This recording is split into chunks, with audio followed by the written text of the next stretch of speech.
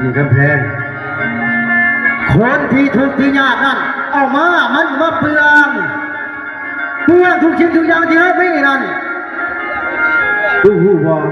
ถ้าเขาเอาคนรวยนั่นมันก็มีแต่รวยขึ้นไปเรื่อย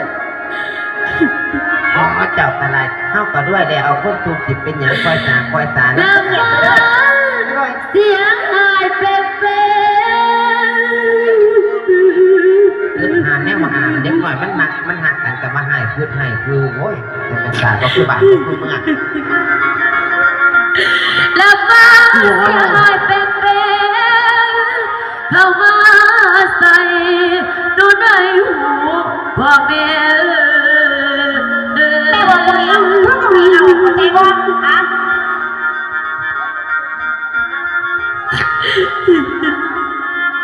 แล้วแม่นากราบลงตีนของเอียงอย่าว่าไปกันเดียวดีผู้ว่าจะแต่งกาเปียกกำแพงลูกจะสร้างตายได้ต้นเอกทุกข์ไม่เอา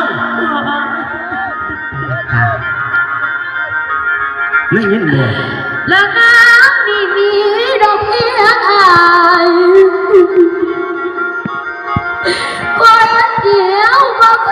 ยเปลี่ยนอีกคน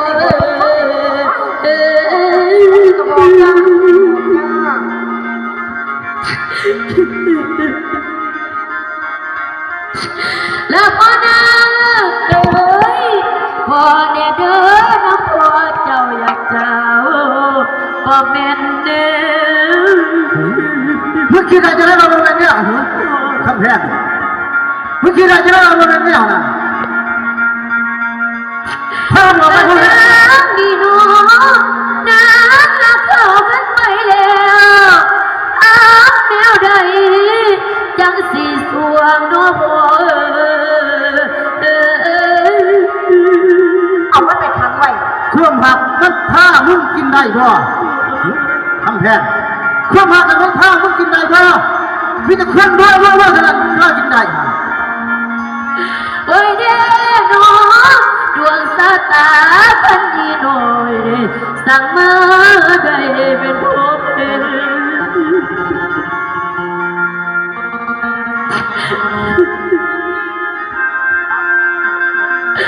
แล้วมีคนเดียวก็คืออายบอกมีใครเอ้ยเขาสอนบอก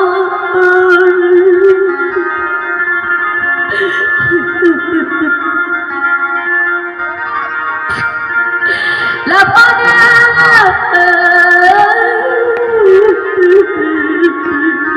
ปากปื้มแล้วก็แล้วพอนาลูกนี่น้องมองขอมีผู้ใหม่สนแม่กินนอนกับพ่อ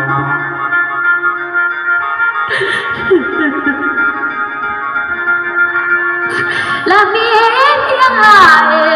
แม่ผู้เดียวอีพ่อเอ้ย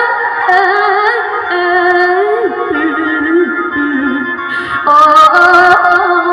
ยอีพ่อเอ้ยอีพ่อเอ้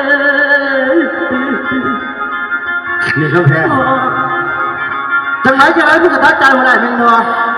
เพียงตัดใจว่าได้เราพ่อขายตายก็เพียงก็ตายซื่อๆนั่นนะเอาจังไรมันตัดใจมาได้เจ้าดันเอามันไปทางไหนได้เรื่อง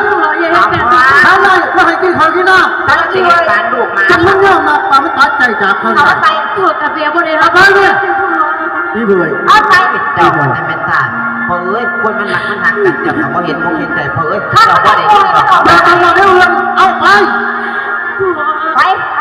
ซื้อดีดอกเอามันไปค้างไว้ในห้องใครจะแก้รอบก้อนไว้ดีเปิดกระเพงเนี่ยเลย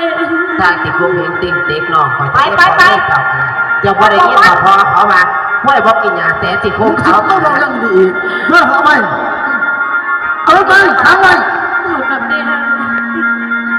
ไม่อยากพูดกับเมียไม่อยากกับเมื่อไรมันตัดสินใจได้ก็จะเอาของอะไรของไม่กินเบียร์เก่งเลยฮะเห็นแต่ลูกมาเห็นแต่ละพ่อ อยากคือเป็นแบบนี้ละเอ้ย ไปสิไปขังมันไว้เด้อเท่าปล่อยมันออกไปใส่มันบอกว่าฟังไปอีนี่ยัง โอ้จัก